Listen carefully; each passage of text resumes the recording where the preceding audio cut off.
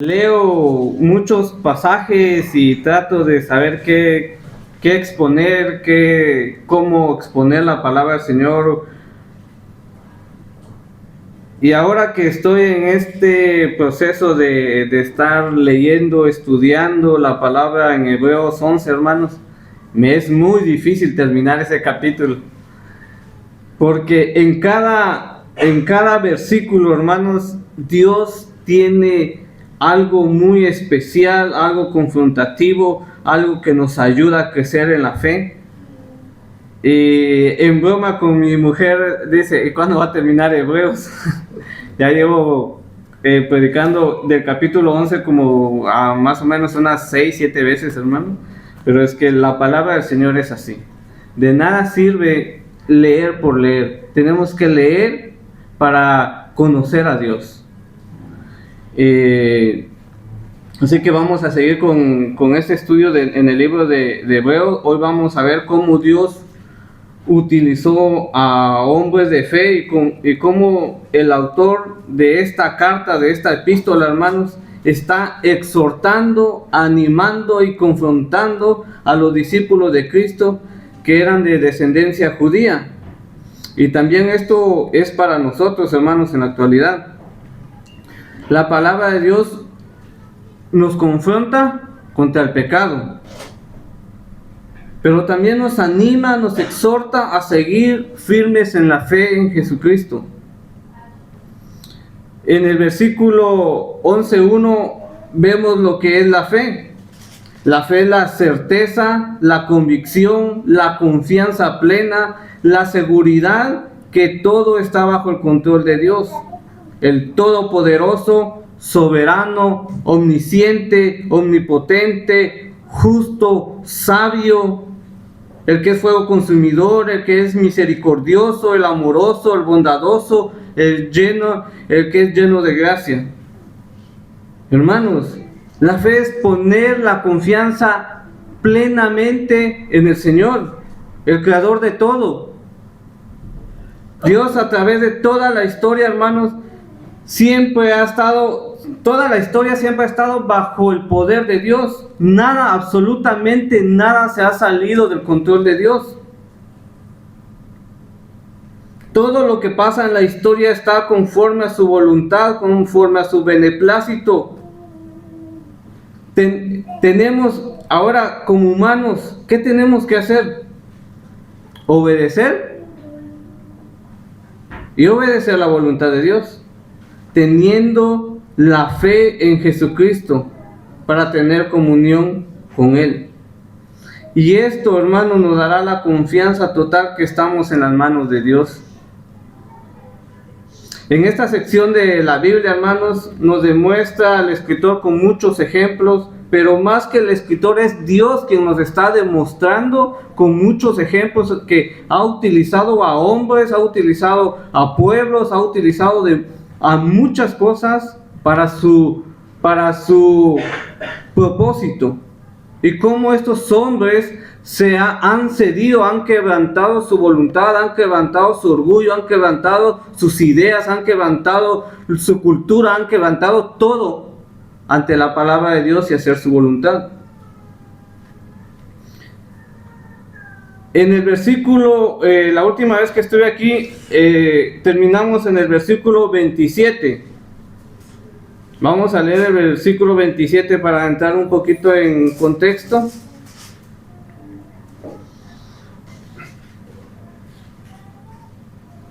Dice el versículo 27: por la fe dejó a Egipto, no temiendo la ira del rey, porque se sostuvo como viendo al invisible.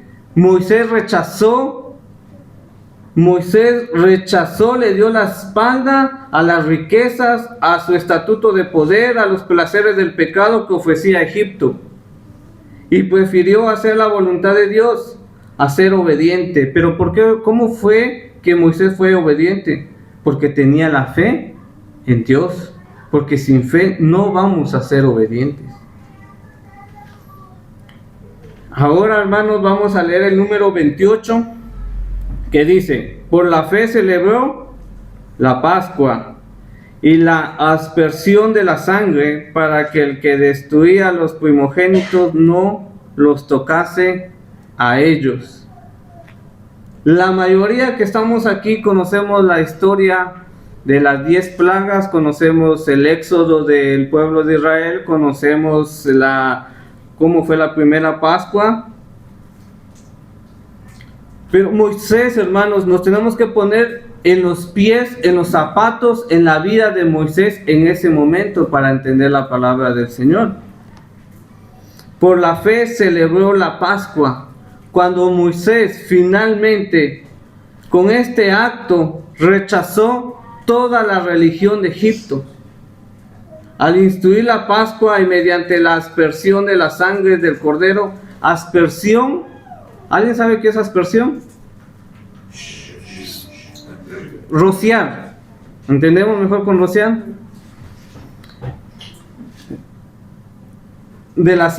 Roció la sangre del cordero.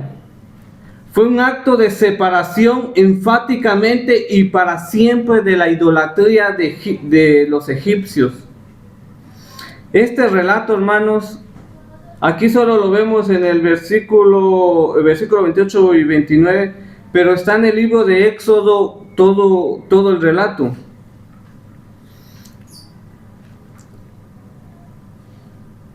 Este acto pasó cuando venía la última plaga. ¿Alguien recuerda cuál era la última plaga? La muerte de los primogénitos. ¿Saben por qué los primogénitos eran importantes en el pueblo egipcio?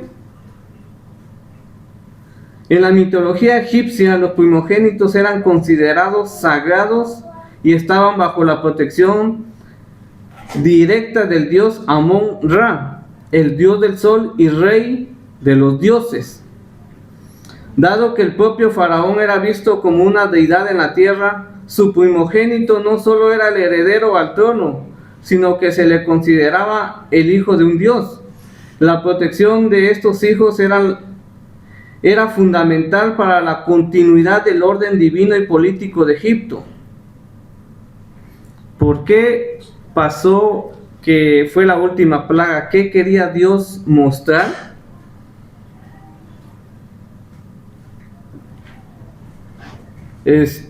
Dios, hermanos, cuando ataca con esta plaga al pueblo de Egipto, era para demostrarle quién era el verdadero Dios. Para demostrar que esos dioses falsos de Egipto no eran reales, no tenían vida, no tenían poder, eran nada. Sino el Dios vivo y verdadero provocó esa plaga para demostrarles su poder, mostrarles su veracidad. Y otro objetivo fue para que dejara ir al pueblo de Israel lejos de Egipto, para que ellos salieran. El objetivo era escapar. Este acto de fe, hermanos, de instaurar la Pascua y la aspersión de la sangre del cordero, es un acto, este acto de fe es el paso preparatorio para la esencia del éxodo. No solo tuvo Moisés fe. ¿Quién más tuvo fe en ese momento? Todo el pueblo, hermanos, todo el pueblo. El objetivo de rociar la sangre en la puerta era escapar de la espada de la muerte de los primogénitos. Este acto de juicio divino no solo era necesario y estaba justificado por la obstinación, por la dureza e idolatría de los egipcios, sino era un símbolo de esa muerte espiritual que había en Egipto. También el cordero, hermanos. El cordero tenía algo simbólico. Ese cordero sacrificado era algo simbólico para el futuro. ¿Quién es el cordero de Dios, hermanos? Cristo. Algo simbólico de que iba a pasar muchos años después.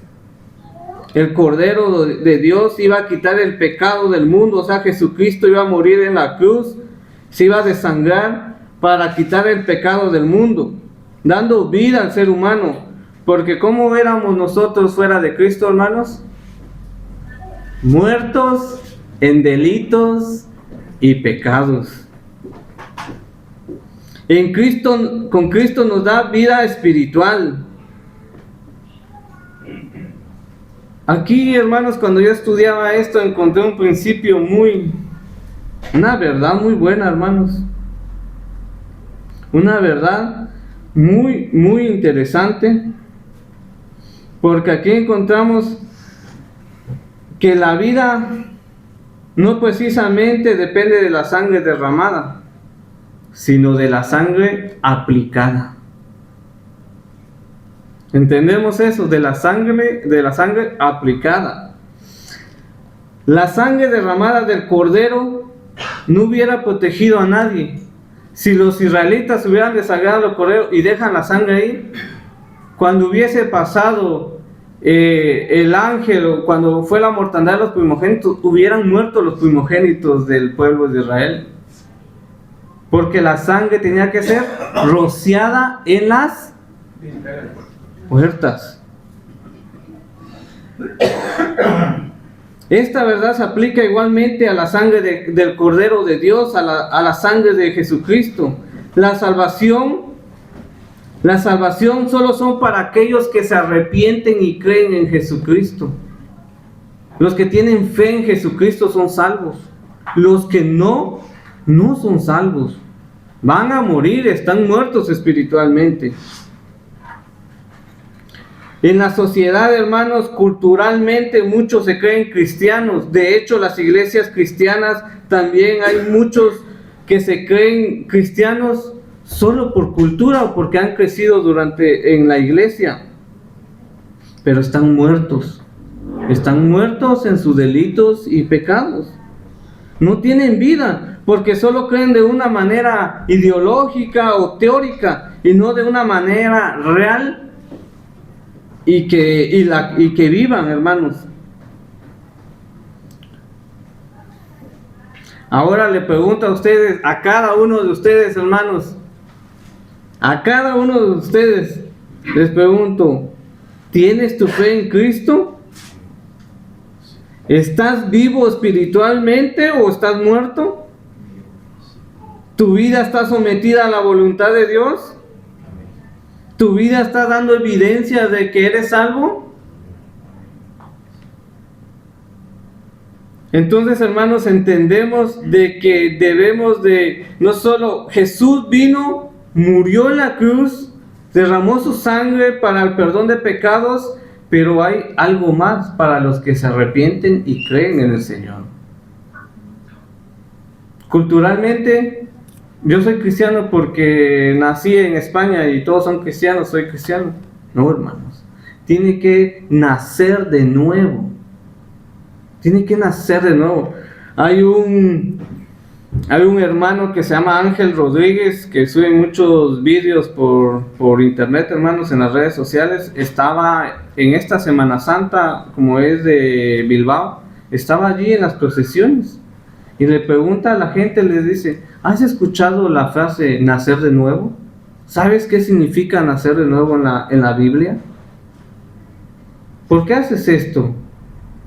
Si tú mueres hoy, la gran pregunta de todas las generaciones, si tú mueres hoy, ¿a dónde vas? ¿Cómo Dios te acepta? Porque el mundo cree que por hacer buenas obras se salva. Y no, hermanos. Solo los que tienen su fe puesta en Jesucristo como Señor y Salvador de su vida son salvos. Ahora pasamos al versículo 29 y dice: por la fe pasaron el mar rojo como por tierra seca e intentando los egipcios hacer lo mismo, fueron ahogados. Justo hoy pasaron la canción de esa canción que ya es una tradición de generaciones, creo. Yo desde niño escuchaba esa canción. Pequeños cambios, pero el mismo significado. Recuerdo cuando tenía 7, 8 años, cantar al grupo de mujeres que llegaban a la casa de mi abuela, cantar esa canción. En Éxodo 14, hermano, está todo el relato de cómo el pueblo de Israel pasó el Mar Rojo por tierra. En Éxodo 14. Ahora el escritor le está atribuyendo la fe también al pueblo, no solo a Moisés, sino también al pueblo. Aunque el relato hay evidencias que en momentos tuvieron miedo, estaban asustados, pero su fe en Dios los fortaleció y obedecieron. Pensemos, hermanos, un momento en la escena. El pueblo estaba frente al Mar Rojo y atrás estaba el ejército egipcio. En mi país hay una frase que se dice: estaba entre la espada y la pared. No sé si aquí también se dice en España. Estaba entre la espada y la pared. ¿Qué significa eso? Estaba en serios aprietos. Estaba en una dificultad de ya no saber qué hacer, porque ya no había solución, ya no había salida. Pues el pueblo de Israel estaba igual, estaba el mar enfrente y sus enemigos atrás. Un ejército completo, de los más poderosos. El pueblo de Israel estaba... Pónganse ustedes en el lado, como que fuera un israelita en ese momento, frente al mar y su enemigo atrás. ¿Tendrían miedo, hermanos? Pues el pueblo de Israel, cuando yo estaba leyendo, porque aquí nos dice solo un versículo, pero para entender ese versículo tuve que ir al Antiguo Testamento para leer y comprender. Y mientras estaba leyendo, veo que Dios es quien le da la ruta a Moisés. Y le dice: vas a estar frente al mar. Y cuando llegan, el pueblo está asustado, porque el enemigo está atrás. Y para nadar ese mar, y ni sabían nadar. Pero Dios, hermanos, tenía todo bajo control. Hay un tema interesante en la Biblia que es la soberanía de Dios. La soberanía de Dios, hermanos. La soberanía de Dios llevó al pueblo en ese punto, en ese lugar y a esa hora. Pero obedientes el pueblo de Israel, hermanos, obedientes a Dios, siguieron adelante y las aguas se dividieron. Dios nuevamente obrando de manera sobrenatural y única. Dios abre el mar, no Moisés, hermano. ¿Quién abrió el mar, hermano? ¿Dios o Moisés? Dios abrió el mar utilizando a su siervo Moisés. Él fue el instrumento, fue la herramienta. Si en algún momento ustedes le han predicado a alguien, hermanos, y esta persona se ha quebrantado y es salvo a través de Jesucristo, no son herramientas, no fue por nosotros, no fue por nuestras palabras, fue obra de Dios. Nosotros solamente somos herramientas en las manos del Señor. Cuando los egipcios, hermanos, trataron de seguirlos, porque los egipcios también se metieron al mar, cuando ya estaba abierto el mar y iban caminando, las ruedas de sus carros quedaron atrapadas, las aguas volvieron a su lugar y el ejército del faraón fueron ahogados, fueron muertos. El Mar Rojo vino a ser un camino de liberación para Israel, pero un callejón sin salida de perdición y de muerte para los egipcios. Pasando a la práctica, hermanos, ¿cuántas veces nos hemos sentido nosotros afligidos? ¿Cuántas veces hemos estado preocupados? ¿Cuántas veces hemos estado entre la espada y la pared? ¿Cuántas veces hemos estado en una tribulación, en una prueba, hermanos? O quizás sean consecuencias de nuestros actos y vemos que estamos atrapados y no tenemos salida. Quiero decirle, hermanos, que tengan fe en Dios. Él va a obrar conforme a su voluntad. Él va a obrar conforme a su voluntad porque Él es soberano. Yo les aseguro, hermanos, que ustedes van a ver la mano poderosa de Dios en medio de la dificultad. En Romanos dice algo muy bueno que muchas veces cuando estamos en el momento difícil nos cuesta aceptar, nos cuesta vivirlo, pero mientras más nos aferramos a Dios, más lo entendemos, más lo vivimos y más le damos gloria a Dios. Dice en Romanos que todo obra para bien para los que aman a Dios.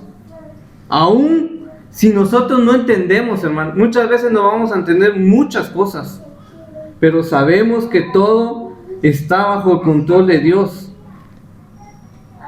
Aquí también, hermanos, encontramos la diferencia entre los que tienen fe y los que tienen una presunción. Israel actuó por fe y fue obediente a Dios, y los egipcios intentaron pasar el mar sin fe, sino por inercia, sino por creyendo que lo iban a lograr por ellos mismos. ¿Y cómo terminaron? Ahogados, muertos. ¿Qué podemos aprender, hermanos? Que las religiones creen que la salvación es por obras. La religión, cualquier religión de la que pueden ustedes estudiar, conocer o escuchar, todos creen que la salvación es por obras. Todos creen que porque ellos se creen buenos son salvos. Todos creen que porque ellos no han asesinado físicamente son salvos. Pero ¿qué dice Jesucristo en Mateo? El que tiene odio o rencor en su corazón ha cometido homicidio. Entonces, hermanos, las religiones predican y viven una salvación por obras. Las personas se creen que son buenas y que Dios así los va a aceptar y que se merecen el cielo. Y lamentablemente, aún en iglesias cristianas, también creen que que por sus obras van a ser salvos, que si se portan mal van a perder su salvación, y que si se portan bien siguen siendo salvos. No, hermanos, la salvación es por fe en Jesucristo, pero es una fe real y genuina. Una salvación real y genuina. Real, hermanos, una salvación real. Una salvación real, porque Cristo en su obra redentora pagó todos nuestros pecados, todos nuestros delitos, todo lo que hemos hecho malo, todo lo que hicimos hoy malo, todo el pecado que quizás vamos a cometer mañana. Pero el cristiano no vive para vivir en el pecado, sino vive para vivir en santidad. Por eso, hermanos, cuando nosotros estemos en una situación de conversación, ¿les ha tocado a ustedes alguna vez, hermanos, presenciar alguna conversación acerca de la salvación? ¿Acerca de Dios? ¿Acerca de que cuando se mueren se van al cielo o se van al infierno? ¿Alguna vez ustedes han estado en una conversación de esas, hermanos? Las personas que no tienen conocimiento de Dios piensan que son buenos, hermanos. Todas las personas, cuando no tenemos el conocimiento de Dios, pensamos que somos buenos frente a Dios. Todos pensamos que somos buenos frente a Dios porque no hemos violado, porque no hemos matado, porque no hemos hecho pecados así muy gordos. Pero con una mentira basta. Con blasfemar contra Dios basta, con una desobediencia a los padres basta, con cualquier pecado es suficiente. Y dice en Romanos que todos hemos pecado. En Salmos dice que no hay ninguno bueno. Solo Dios, hermanos, solo Dios. Hace unos días estuve en mi grupo de trabajo, hermanos, salió esa conversación. Y muchas veces, hermanos, tenemos que ser valientes, tener el amor del Señor para decirle la verdad. Tenemos que tener el conocimiento y la valentía para decir la verdad. Porque las personas piensan que son justos frente a Dios, que son buenos. ¿Y cuál es la mejor manera de demostrarles que no son justos frente a Dios? Con la palabra del Señor. ¿Cuál es nuestra herramienta? ¿Cuál es con qué podemos nosotros exponer a Dios? Con su palabra, hermanos. Muchas veces les he dicho a ustedes en muchas prédicas aquí en Medina, en todos lados donde yo me hablo, que si nosotros pasamos nuestra vida frente a un filtro de los 10 mandamientos, ¿cómo salimos? ¿Libres o condenados? Salimos condenados. La ley cumple su función para mostrarnos el pecado. La ley, su función es mostrar nuestro pecado. En este ejemplo que les mencioné de este hermano Ángel Rodríguez cuando estaba ahí en las procesiones en Bilbao, le pregunta a un sacerdote: si tú mueres, ¿a dónde vas? Pues yo digo que quizás pase un poco al purgatorio y luego voy al cielo. ¿Y por qué no estás seguro de tus salvaciones? Es que no soy completamente bueno para ser salvo. Entonces le dice, este Ángel Rodríguez le muestra la escritura que Jesús, que el que cree en Cristo Jesús es salvo, pero una fe genuina. Y ahí le sale la pregunta: ¿tú qué has escuchado de nacer de nuevo? Y así pasa con la humanidad, hermanos. Todos los seres humanos frente a Dios estamos enemistados. ¿Cómo ve Dios al hombre fuera de Cristo, hermanos? Enemigos por el pecado. Dios en su santidad no tiene comunión con el pecado.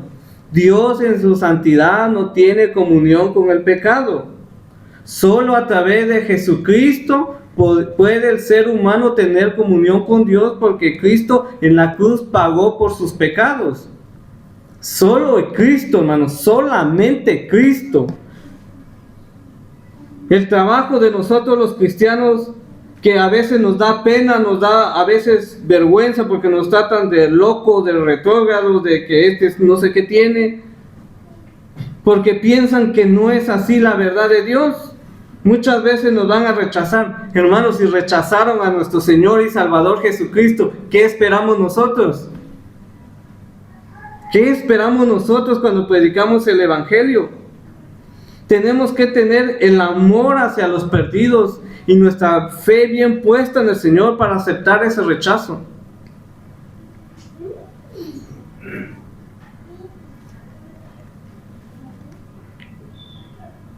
En Estados Unidos, ahora aquí en España está pasando esto que yo les digo, de mostrarle a la gente su pecado a través de los 10 mandamientos. O sea, han tenido esto como una obra evangelística.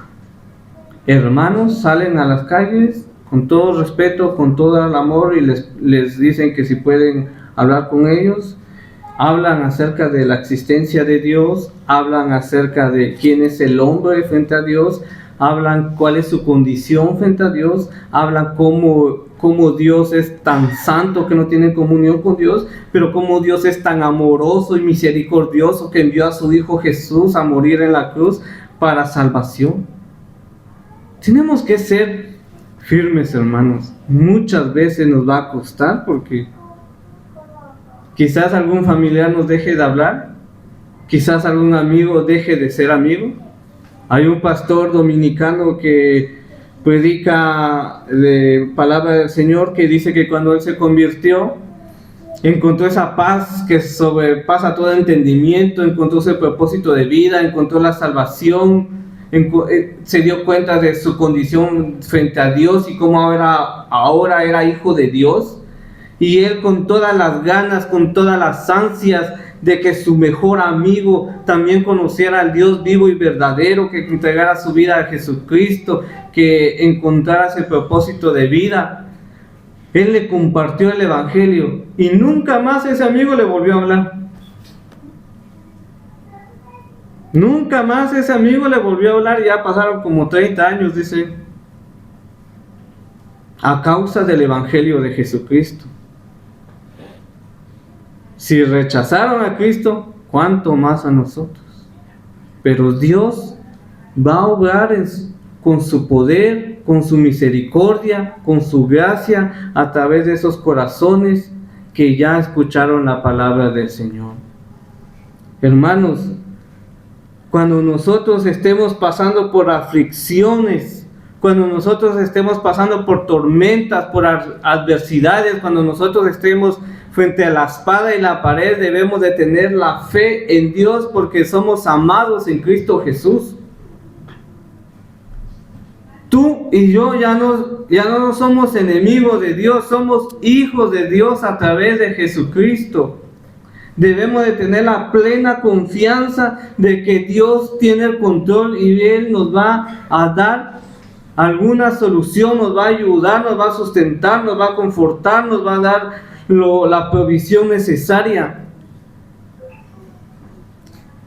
Para los que quizás no muchos van a comprender, pero los que somos fuera del extranjero seguro vamos a comprender que cuando no se tiene un permiso de trabajo aquí en España, conseguir trabajo es muy difícil conseguir un trabajo.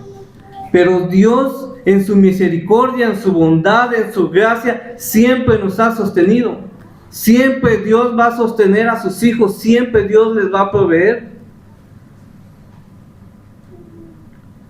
Dice nuestro Señor Jesucristo: buscar primeramente el reino de Dios y su justicia, y todo lo demás será añadido. Hasta hay una frase: la solución de la enfermedad, ¿cuál es, hermanos? La muerte, dicen muchos. No hay mal que dure más de 100 años, ni cuerpo que resista. Pero, hermanos, el verdadero asunto de nuestra fe es confiar plenamente en Dios.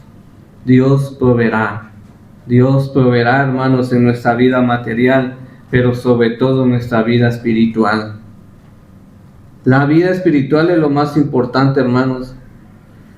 Siempre el pueblo de Dios ha sido perseguido. Siempre el pueblo de Dios ha sido perseguido, hermanos. Pero Dios siempre sigue teniendo el control. Nosotros, como cristianos, como pueblo de Dios, a través de Jesucristo, vamos a ser perseguidos, vamos a ser rechazados, pero Dios sigue teniendo el control. África es el continente que tiene una de las mayores tasas de persecución, y no persecución de que ya no te voy a hablar, persecución que te voy a matar. Y África es uno de los continentes con mayor cristianos en el mundo, porque los hermanos han entendido el verdadero significado de la fe. No tienen miedo al que mata este cuerpo. No tienen miedo al que mata este cuerpo, porque están confiados en Cristo Jesús, y que si muere van a estar con Él. Y en un futuro van a resucitar, el cuerpo va a resucitar, hermanos. Pablo también lo entendió, el apóstol Pablo. Todos debemos de entender eso, hermanos. Yo no sé qué edad tienes, si tienes 15 años, si tienes 90 años, si tienes 50 años, si tienes 35 años. Algo estoy seguro, un día vas a estar frente a Dios. Un día vas a estar frente a Dios. Y si no estás en Cristo, tú vas a recibir el pago, el costo del rechazo de Jesucristo, porque has rechazado a Jesucristo, el pago del pecado. La paga del pecado es muerte. Es una condenación eterna, hermano. Y los que estamos en Cristo, ¿qué recibiremos? Vida eterna. Ya tenemos la vida eterna, hermanos. Así que esta es la exposición de la palabra, hermanos, que como cristianos nosotros no profesamos una fe en nosotros mismos, sino una fe en Cristo Jesús. Como iglesia tenemos que ser firmes y confiar plenamente en Dios. Nuestro trabajo es hacer su voluntad. ¿Cuál es el propósito de la iglesia, hermanos? Predicar el evangelio y hacer más discípulos y edificarnos unos con otros. La fe en Cristo tiene que ser genuina para ser salvos, hermanos. Y como les dije anteriormente, pero vuelvo a preguntarles, ¿tú tienes tu fe en Cristo Jesús? ¿Estás vivo espiritualmente o estás muerto? ¿Tu vida está sometida a la voluntad de Dios? ¿Tu vida está dando evidencia, está dando frutos que ahora has pasado de muerte a vida? ¿Amas a Dios? ¿Amas la santidad de Dios? ¿Odias el pecado? ¿Rechazas el pecado? ¿Buscas primeramente el reino de Dios y su justicia? ¿Confías plenamente que Él va a obrar en tu vida? Eso les quiero dejar en el corazón. Que así como el escritor cuando Dios inspiró al escritor para escribirle a los hermanos judíos que ya muchos estaban saliéndose de la iglesia porque iba persecución, que querían regresar al antiguo pacto, que querían hacer los rituales en el templo, aquellos que rechazaban decir, ya probé un poco la fe de Jesús, pero no mucho me gusta, mejor me regreso al judaísmo, me regreso a la ley. En nuestro contexto podemos decir, los que ya hemos escuchado el evangelio, de los que hemos vivido, los que tenemos el conocimiento de Dios, ¿cuántos anhelan el mundo? Espero que no sea su situación, y si es su situación, venga a los pies de Cristo, arrepiéntase y crea en Él como su Señor y Salvador. Amén. Amén. Oremos, hermanos. Padre Santo que estás en los cielos, gracias por este momento de escuchar tu palabra, Señor. Ayúdanos a estar firmes en la fe, confiando plenamente en tu soberanía, mi Dios eterno, todopoderoso. Ayúdanos a estar firmes en la fe en Jesucristo, a ser luz en el mundo, a ser sal en la tierra. Ayúdanos a predicar tu evangelio, a ser nuevos discípulos, a vivir en santidad, porque eso te agrada a ti. Perdónanos todos nuestros pecados, Señor, porque te fallamos, porque a veces negamos de ti. A veces tenemos más fe en nuestras cualidades, a veces tenemos más fe en nuestras capacidades, a veces tenemos más fe en lo que nosotros podemos lograr. Perdónanos, Señor, también como iglesia y como iglesia universal, que a veces ponemos primero lo que pensamos y sin ponerlo a tus pies, sin pedir tu dirección, sin hacer tu voluntad, mi Dios amado. Ayúdanos a vivir como Cristo. Ayúdanos a ser imitadores de Cristo. Ayúdanos, Señor, a reflejar tu gloria y que tu iglesia avance.